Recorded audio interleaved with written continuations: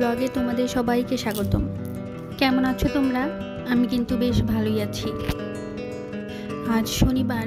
আজ আমাদের বাংলাদেশে প্রতিটি মুসলমানের ঘরে ঈদ পালন হবে, তাই আমাদের মনটাও আজ বেশ ফুরফুরে।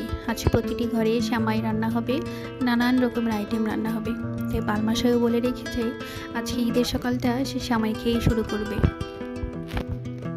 ঈদ উপলক্ষে তার ডিউটি পড়েছে সকালবেলা। সে সকাল 6টা বাজে উঠেই চলে গেছে অফিসে, আর বলে গেছে সে 7টা থেকে 7:30টার মধ্যে একবার এসে সেমাই খেয়ে যাবে। তাই সে অফিসে চলে যাওয়ার পরে আমি উঠে ফ্রেশ হয়ে প্রে করে নিয়েছি। এরপর 1 কাপ চা নিয়ে কিছুটা সময় নিজের মতো করে কাটিয়েছি। তারপর তার আসার ঠিক 15 মিনিট আগে আমি বসিয়েছিলাম সেমাই। আমার সেমাই রান্না শেষে সে চলে এলো। তারপর আমরা দুজন মিলে একসাথে বসে মজা করে খানিকটা সময় কাটালাম আর সেমাইটা খেলাম। আসলে ঈদ আমাদের মুসলমান ভাই বোনদের জন্য হলেও কেন জানি না আমার জন্য এটা অনেক মজার একটা দিন। সেই ছোটোবেলা থেকেই ঈদের দিনটা আসলেই যেন মনে হয় আমারও ঈদ এসেছে। নিজেও অনেক মজা করতে পছন্দ করি। তো সে যাই হোক, এরপর পালমাশাই সেমাইটা খেয়ে চলে গেল আবার অফিসে, আর বলে গেল আজ সে সর্ষে দিয়ে ইলিশ খাবে আর ইলিশ মাছের ভাজা খাবে। তারপর সে অফিস চলে যাওয়ার পরে আমি একটা মাছ বের করে বেশ খানিকটা সময় জলে ভিজিয়ে দিয়েছিলাম। মাছটা একটু নরম হয়ে এলেই সেটাকে কেটে বেছে পরিষ্কার করে নিলাম আর চলে এলাম রান্না করতে। যেহেতু আমার শিলপাটা নেই, তাই ব্লেন্ডারে এতদিন সরিষাটা বাটলেও না কেমন একটা তিতা ভাব হয়ে যেত।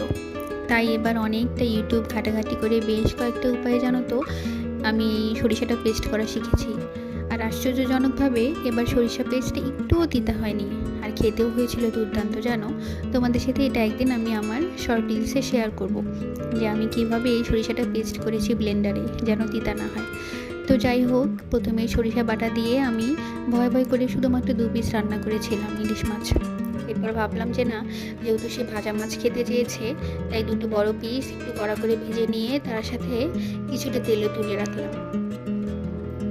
আসলে ইলিশ মাছের এই ভাজা মাছের পিস আর কিছুটা তেল মেখে কাঁচামরিচ দিয়ে খেতে তো আমার দুর্দান্ত লাগে। তোমাদের কেমন লাগে আমাকেও জানিও। তোমাদেরও কি আমার মতো এমন ইলিশ মাছ ভাজা খেতে ভালো লাগে?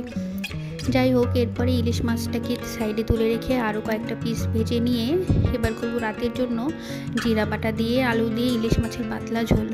এই ঝোলটা না পালমাশাই খেতে খুব পছন্দ করে, তাই সে আগে বলে রেখেছে দুপুরবেলায় সে খাবে সরিষা বাটা দিয়ে ইলিশ আর রাতে খাবে জিরা বাটা দিয়ে ইলিশের পাতলা ঝোল। তো রাতে